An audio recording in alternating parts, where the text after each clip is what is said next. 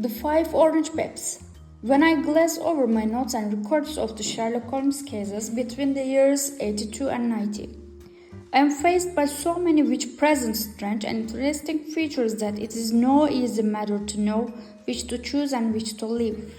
Some, however, have already gained publicity through the papers, and others have not offered a field for those peculiar qualities which my friends possessed in so high a degree, and which it's the object of these papers to illustrate. Some too have baffled his analytical skill and would be as narratives beginnings without an ending, while others have been but partially cleared up, and have their explanations founded rather than conjecture and surmise than on that absolute logical proof which was so dear to him. There is, however, one of these last which was so remarkable in its details and so startling in its results that I am tempted to give some account of it, in spite of the fact that there are points in connections with it which never have been, and probably never will be, entirely cleared up. The year 87 furnished us with a long series of cases of greater and less interest, of which I retain the records. Among my headings under this 12 months, I found an account of the adventure of the Paradol Chamber, of the amateur mendicant society who held a luxurious club in the lower vault of a furniture warehouse, of the facts connected with the laws of the British Park Sophie Anderson, of the singular adventures of the Grace Pattersons in the island of Ufa, and finally of the Camberwell poisoning case. In the latter, as may be remembered, Sherlock Holmes was able, by winding up the dead man's watch, to prove that it had been wound up 2 hours before, and that therefore the deceased had gone to bed within that time, a deduction which was of the greatest importance in clearing up the case. All these I may sketch out at some future date, but none of them present such singular features as the strange train of circumstances which I have now taken up my pen to describe. It was in the later days of September, and the equinoctial gales had set in with exceptional violence. All day the wind had screamed and the rain had beaten against the windows, so that even here in the heart of great handmade London we were forced to raise our minds for the instant from the routine of life and to recognize the presence of those great elemental forces which shriek at mankind through the bars of his civilization, like untamed beasts in a cage.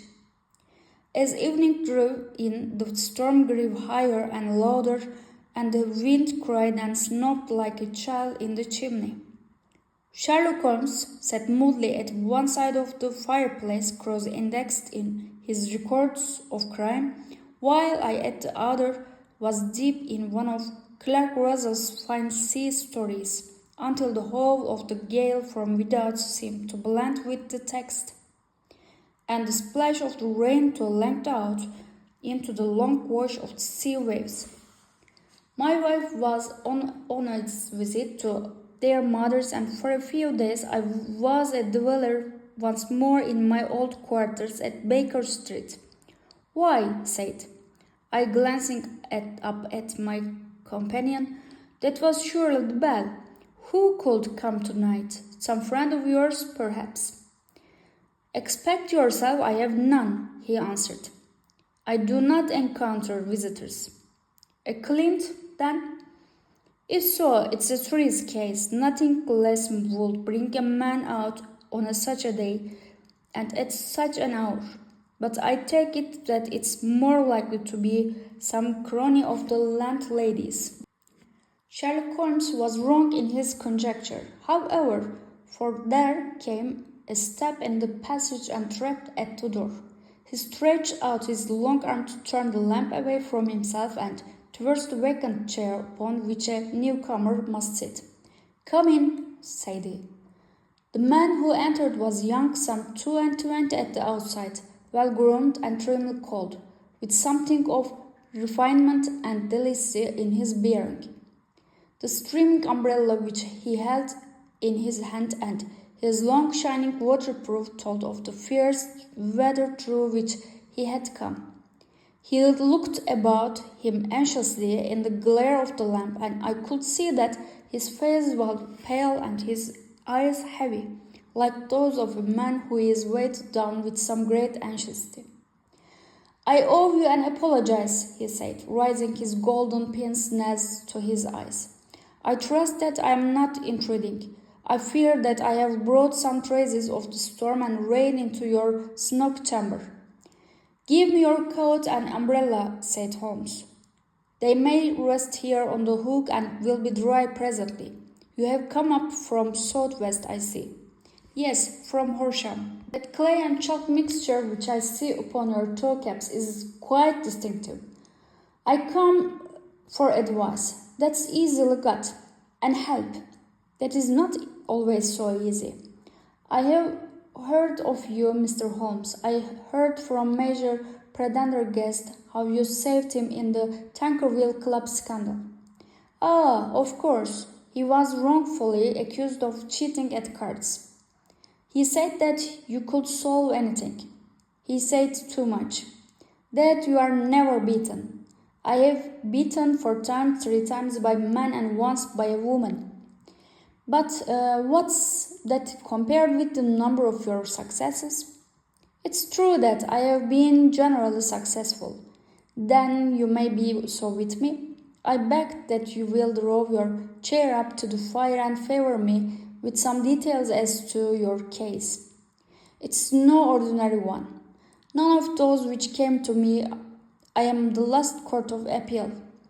And yet I question, sir, whether in all your experience you have ever listened to a more mysterious and inexplicable chain of events than those which have happened in my own family." "You fill me with interest," said Holmes. "Pray give us the essential facts from the commencement, and I can afterwards question you as to those details which seem to me to be most important." The young man pulled his chair up and pushed his wet feet out towards the blaze. "My name," said he, "is John Oppenhau. But my own affairs have, as far as I can understand, little to do with his awful business. It's a heredity matter, so in order to give you an idea of the facts, I must go back to the commencement of the affair. You must know that my grandfather had 2 sons, my uncle Elias and my father Joseph. My father had a small factory at Coventry which he engaged at the time of the invention of bicycling. He was an patentee of the Oppenhau unbreakable tire, and his business met with such success that he was able to sell it and to retire upon a handsome competence. My uncle Elias emigrated to America when he was a young man and became a planter in Florida, where he was reported to have done very well. At the time of the war, he fought in Jackson's army and afterwards under Hood, where he rose to be a colonel.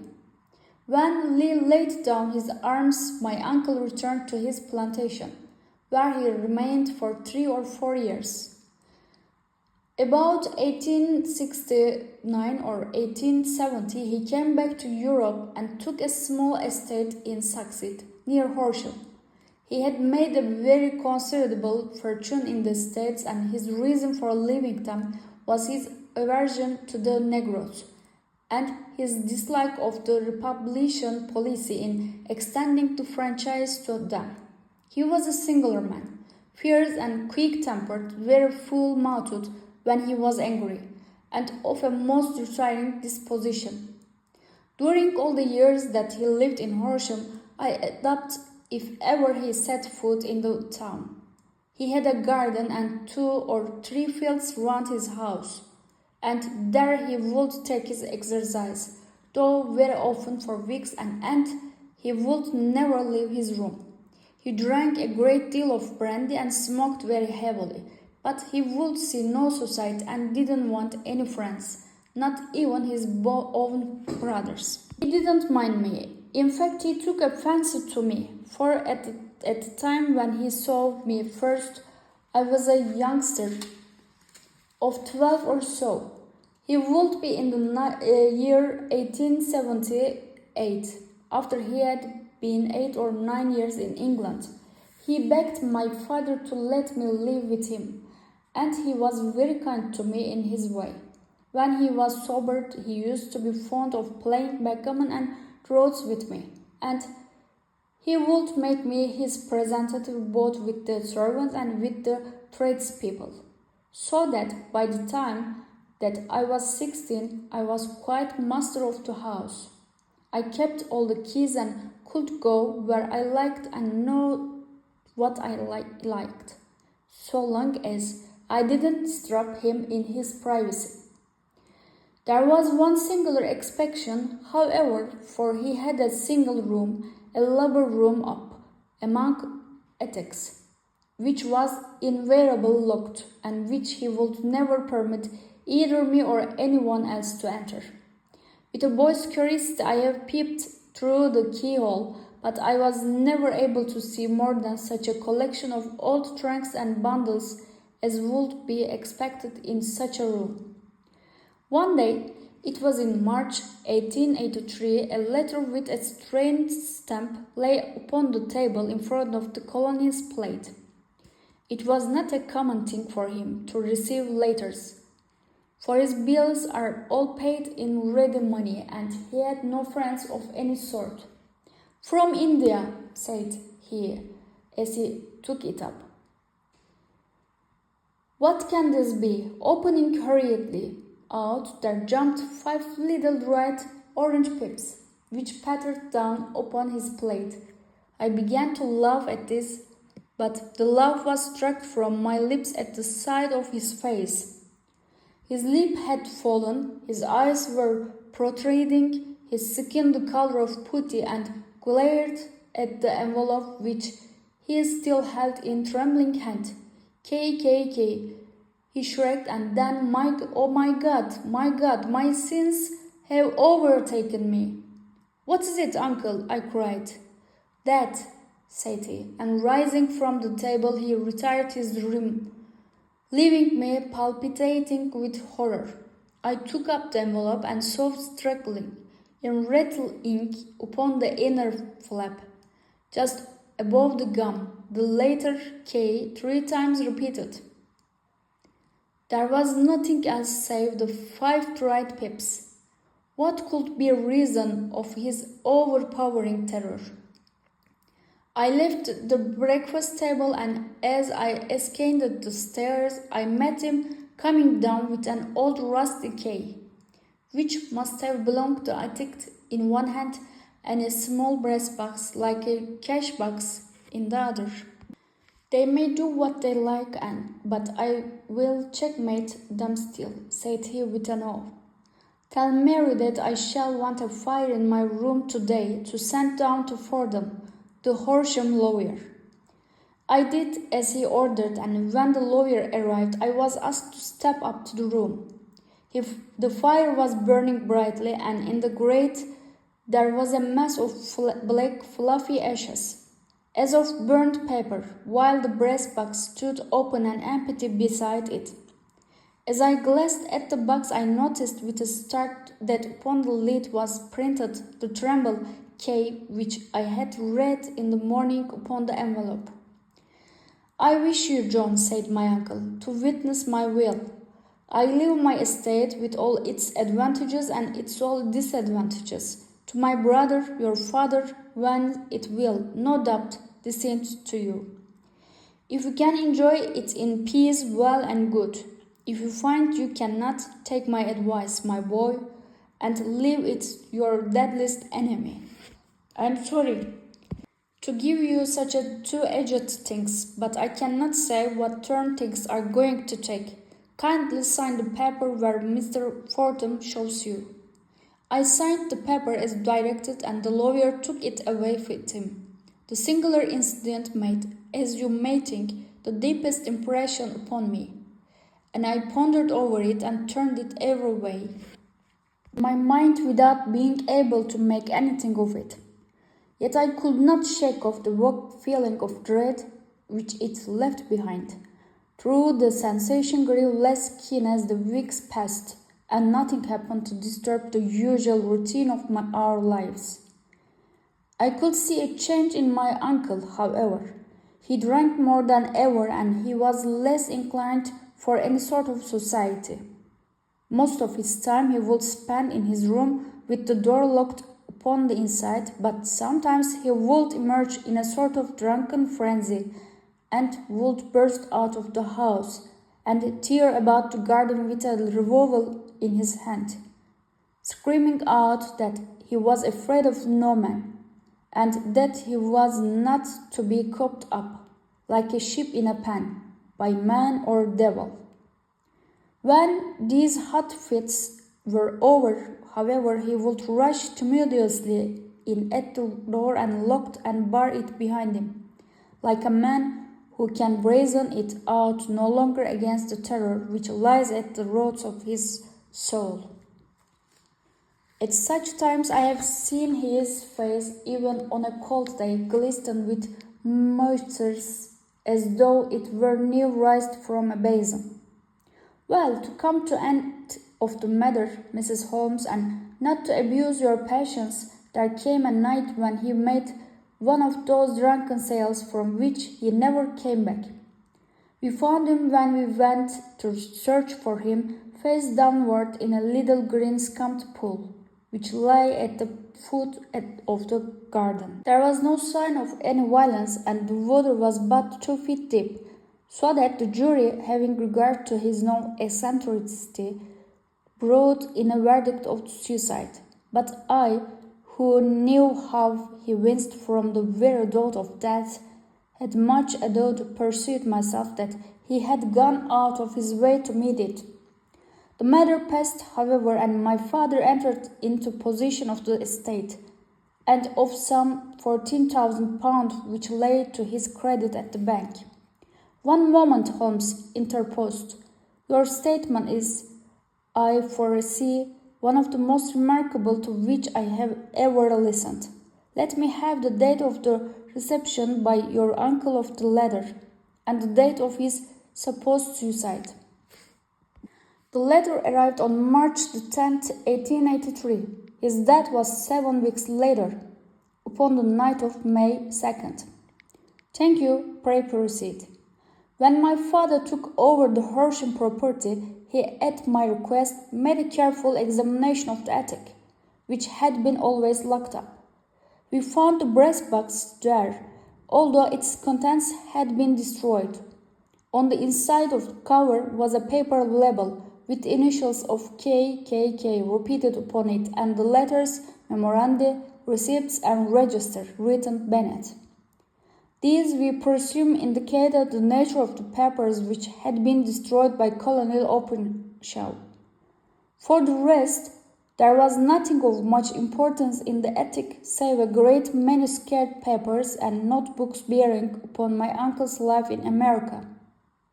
Some of them were of the war time and showed that he had done his duty well and had borne the repute of a brave soldier. Others were of a date during the reconcentration of the southern states, and were mostly concerned with politics, for he had evidently taken a strong part in opposing the carpetbag politicians, who had been set down for the North.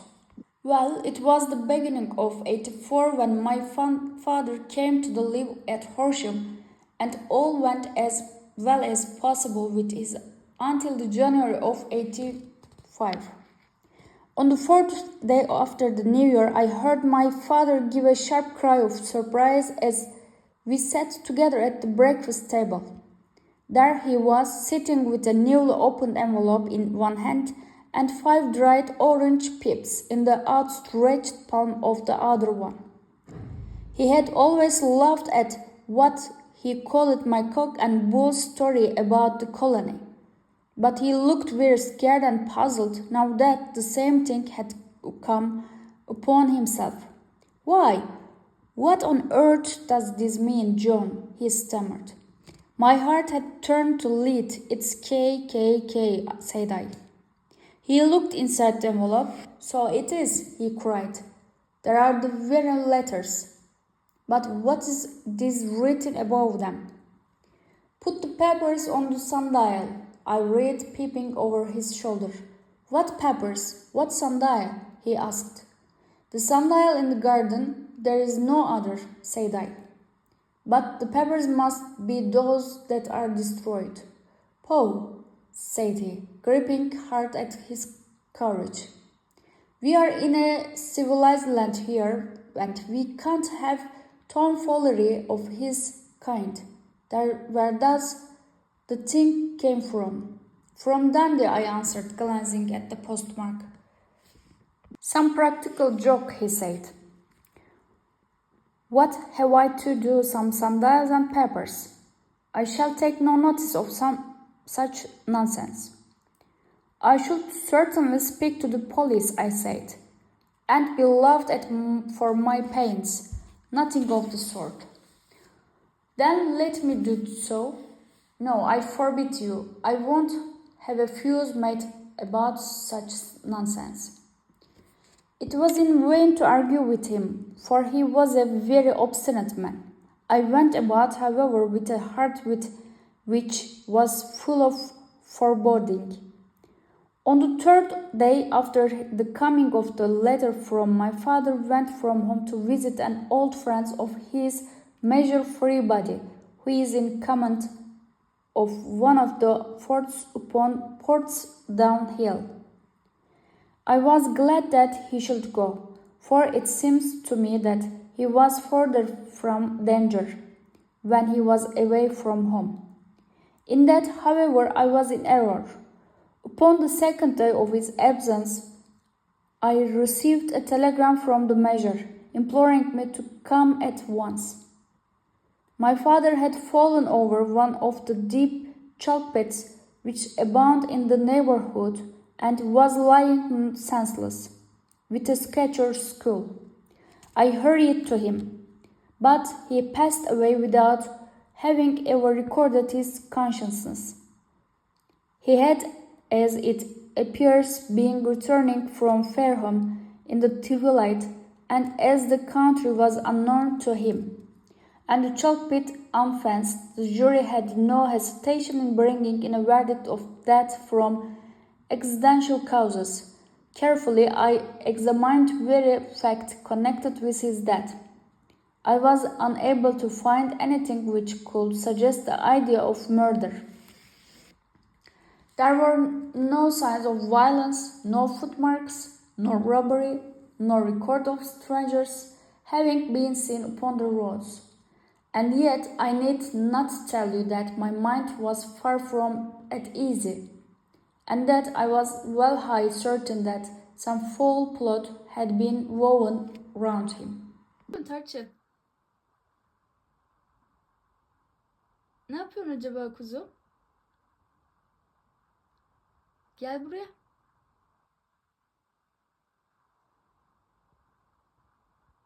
In this sinister way I came into my inheritance. You will ask me why I didn't dispose of it. I answer because I was well convinced that our troubles were in some way dependent upon an incident in my uncle's life, and that the danger would be as pressing in one house as in another. It was in January 85 that my poor father met his end, and 2 years and 8 months have elapsed since then. During that time I have lived happily in Horsham, and I had begun to hope that this course had passed away from the family, and that it had ended with the last generation. I had begun to take comfort too soon. However, yesterday morning the blow fell in the very shape in which it had come upon my father. The young man took from his waistcoat a crumpled envelope, and turning to the table he shook out upon it 5 little dried orange pips. This is the envelope, he continued. The postmark is London Eastern Division. Within are the very words which were upon my father's last message, KKK, and then put the papers on the sundial. What have you done? Asked Holmes. Nothing. Nothing? To tell the truth, he sank his face into his thin, white hands. I have felt helpless. I have felt like one of those poor rabbits when the snake is riding towards it. I seem to be the grip of some resistance, inexorable evil, which no foresight and no precautions can guard against. Tut tut, cried Sherlock Holmes. You must act, man, or you are lost.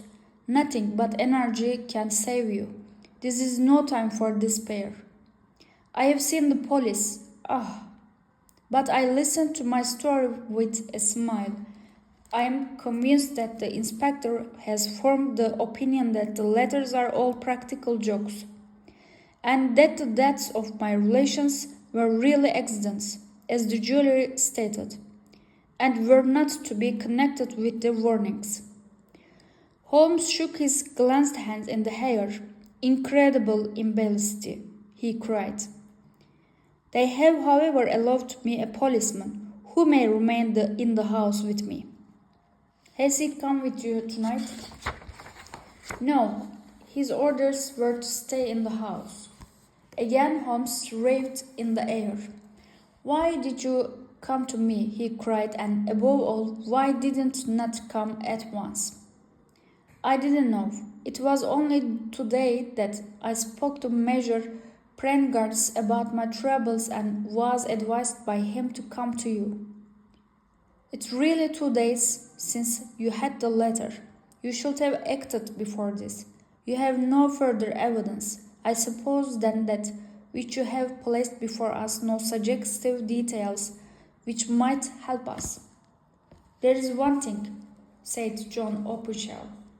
He rummaged at his coat pocket and writing out a piece of discolored, blue-tinted paper, he laid it out upon the table.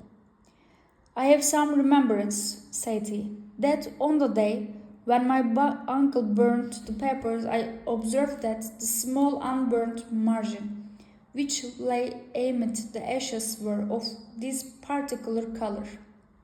I found this single sheet upon the floor of his room, and I am inclined to think that it may be one of the papers which has perhaps fluttered out from among the others, and in that way has escaped destruction. Beyond the mention of pips, I don't see that it helps us as much. I think myself that it is a page from some private diary. The writing is undoubtable my uncle's. Holmes moved the lamp, and we both bent over the sheet of paper, which showed by its wrenched edge that it had indeed been torn from a book. It was headed March 1869, and beneath were the following enigmatical notices. Fort Hudson came, same old platform. 7th, set the pips on Macaulay Paramore and John Swain of St. Augustine. 9th, Macaulay cleared, and 10th, John Swain cleared. 12th, visited Paramore, all well. Thank you, said Holmes, folding up the paper and returning it to our visitor. And now you must on no account lose another instant. We cannot spare time even to discuss what you have told me. You must get home instantly and act. What shall I do? There is but one thing to do. It must be done at once. You must put this piece of paper which have shown us into the brass box which you have described. You must also put in a note to say that all the papers were burned by my uncle and that this is the only one which remains. You must assert that in such words as will carry conviction with them. Having done this, you must at once put the box out upon the sundial as directed. Do you understand? Entirely. Do not think of revenge or anything of the sort at present. I think that we may gain too by means of the law, but we have our web to weave, while tears is already woven. The first consideration is to remove the pressing danger which threatens you. The second is to clear up the mystery and to punish the guilty parties. I thank you, said the young man, rising and pulling on his overcoat. You have given me fresh life and hope. I shall certainly do as you advise. Do not lose an instant, and above all, take care of yourself in the meanwhile, for I do not think that there can be a doubt that you are threatened by a real and imminent danger. How do you go to bed? By train from Waterloo. It is not yet 9. The streets will be crowded, so I trust that you may be in safety, and yet you cannot guard yourself too closely. I am armed. That's well. Tomorrow I shall set to work upon your case. I shall see you at Horsham then. No, your secret lies in London. It is there that I shall seek it. Then I shall call upon you in a day or in 2 days with news as to the box and the papers. I shall take your advice in every particular. He shook hands with us and took his leave. Outside the wind still screamed and the rain splashed and pattered against the windows.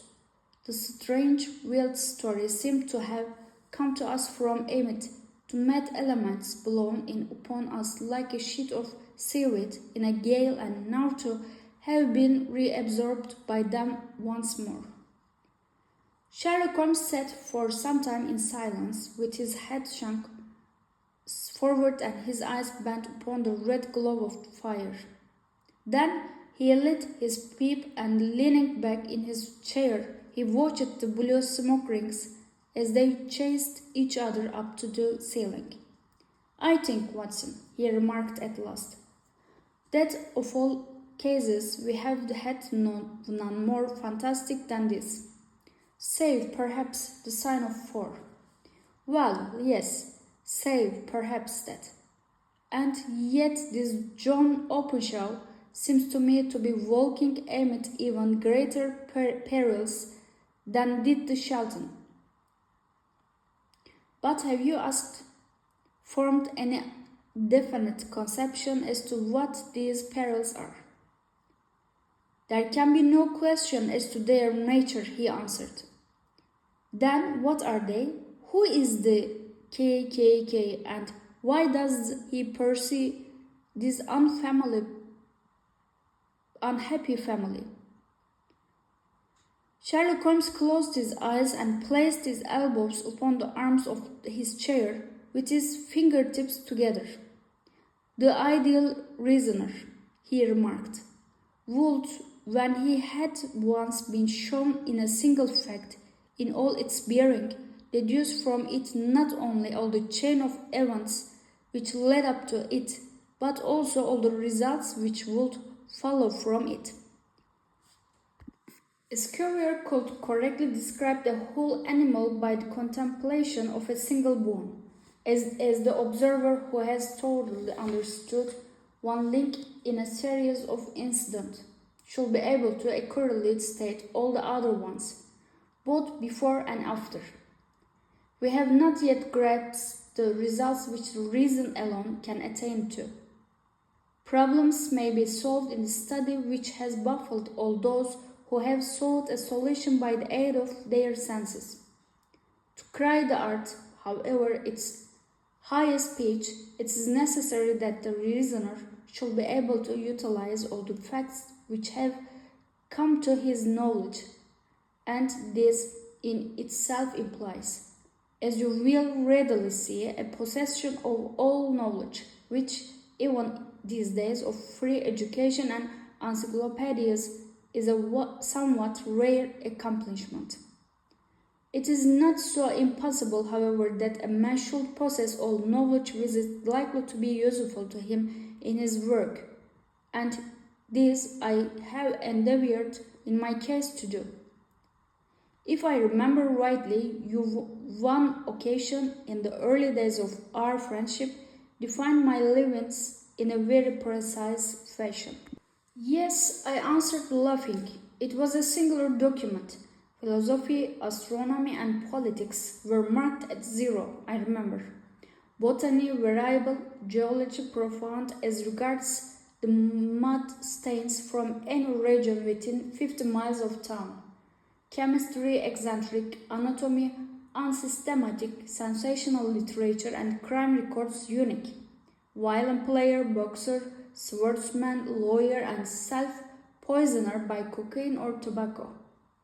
Those, I think, were the main points of my analysis. Holmes grinned at the last item. Well, he said, I say now, as I said then, that a man should keep his little brain attic stocked with all the furniture that he is likely to use, and the rest he can put away in the lumber room of his library, where he can get it if he wants it. Now, for such a case as the one which has been submitted to us tonight, we need certainly to mass all our resources. Kindly hand me down the letter K of the American Encyclopedia which stands upon the shelf beside you. Thank you. Now let us consider the situation and see what may be deduced from it. In the first place, we might start with a strong perception that Colonel Official had some very strong reason for leaving America. Men at his time of life do not change all their habits and exchange willingly the charming climate of Florida for the lonely life of an English provincial town. His extreme love of solitude in England suggests the idea that he was in fear of someone or something, so we may assume a working hypothesis that it was fear of someone or something which drove him from America. As to what it was he feared, we can only deduce that by considering the formidable letters which were received by himself and his successor. Did you remark the postmarks of those letters? The first was from Pondicherry, the second one from Dundee, and the third from London. From East London? What do you deduce from that? They are all seaports. That the writer was on the board of a ship. Excellent. We have already a clue. There can be no doubt that the strong probability is that the writer has on board of a ship. And now let us consider another point. In the case of Pondicherry, 7 weeks elapsed between the treaty and its fulfillment. In Dundee, it was only some 3 or 4 days. Does that suggest anything? A greater distance to travel. But the letter had also a greater distance to come. Then I do not see the point. There is at least a perception that this vessel in which the men are is a sailing ship. It looks as if they always send their singular warning and token before them when starting upon their mission. You see how quickly the deed followed the sign when it came from Dundee. If they had come from Pondicherry in a steamer, they would have arrived almost as soon as their letter. But as a matter of fact, 7 weeks elapsed.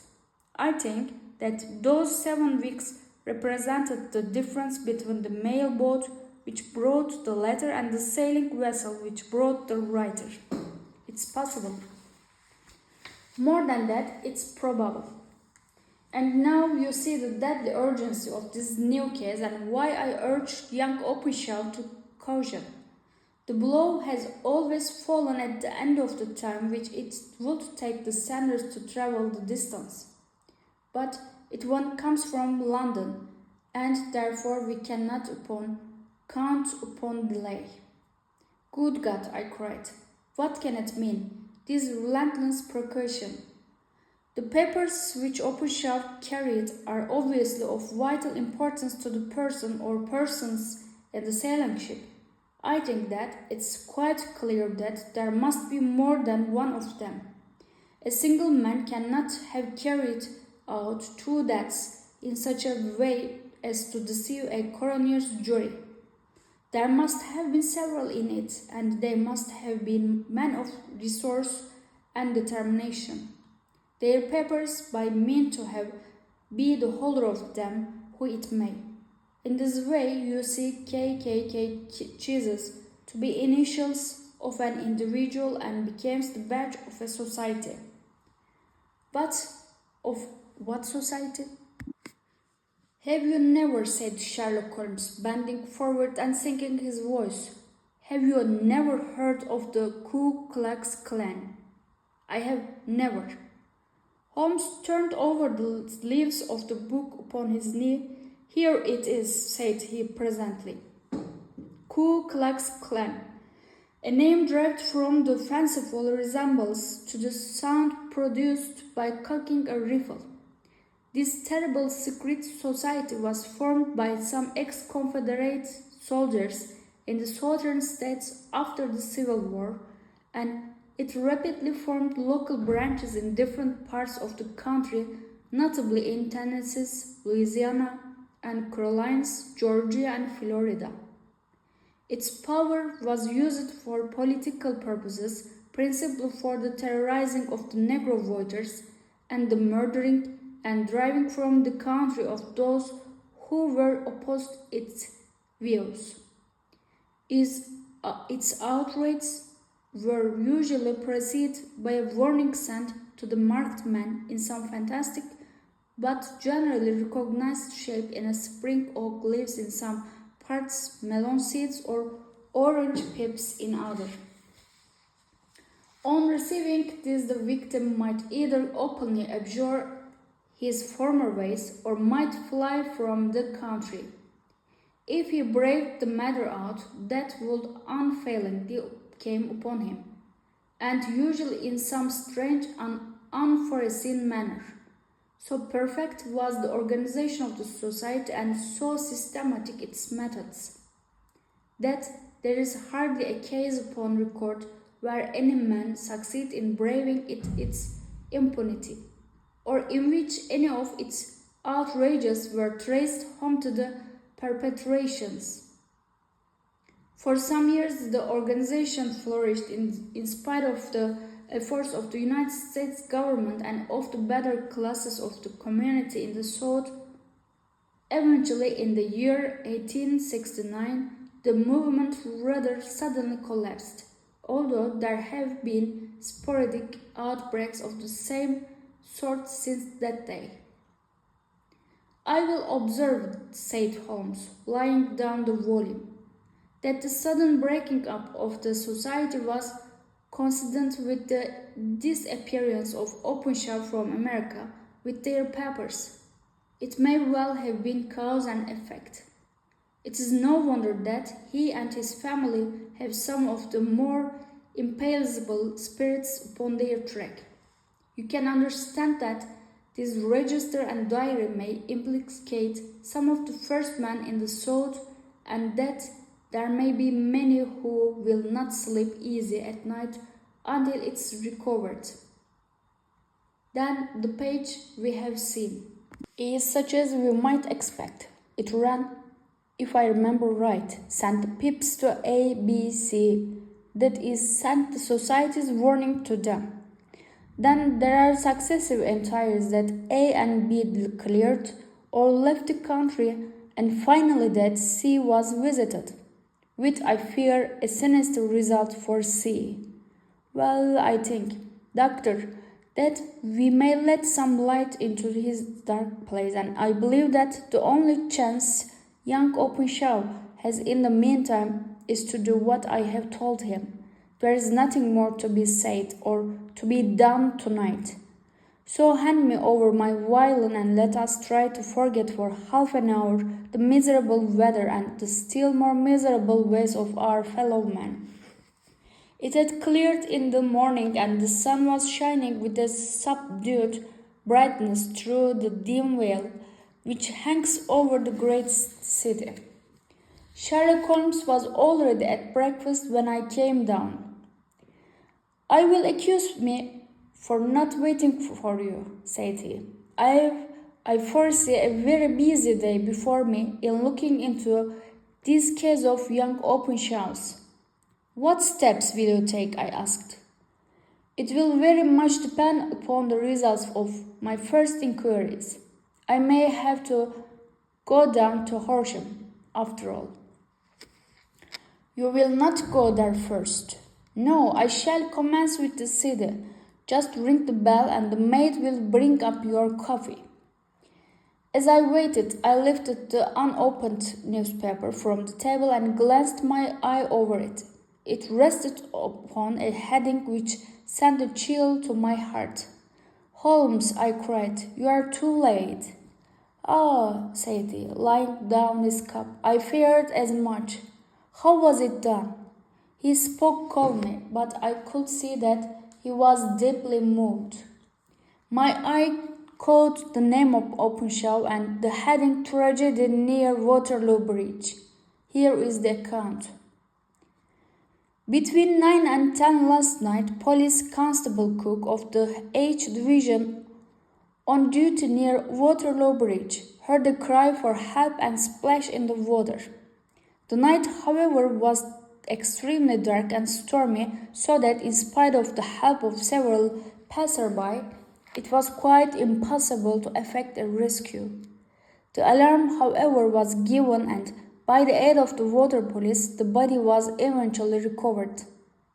It proved to be that of a young gentleman whose name, as it appears from an envelope which was found in his pocket, was Openshaw, and whose residence is near Horsham.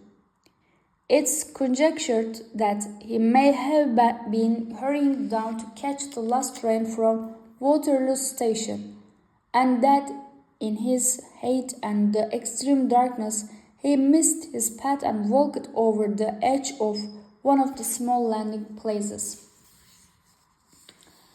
The body exhibited no traces of violence, and there can be no doubt that the deceased had been the victim of an unfortunate accident, which should have the effect of calling the attention of the authorities to the condition of the riverside landing stages. We sat in silence for some minutes, Holmes more depressed and shaken than I had ever seen him. "That hurts my pride, Watson," he said at last. "It's a pity feeling, no doubt, but it hurts my pride. It becomes a personal matter with me now, and if God sends me health, I shall set my hand upon this gang. That he should come to me for help, and that I should send him away to death."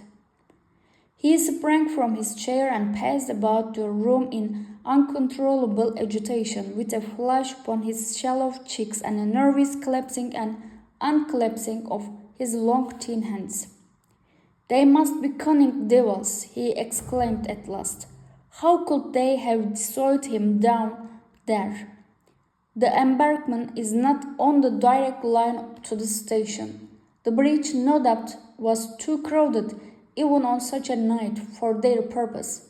Well, Watson, we shall see who will win in the long run. I am going out now."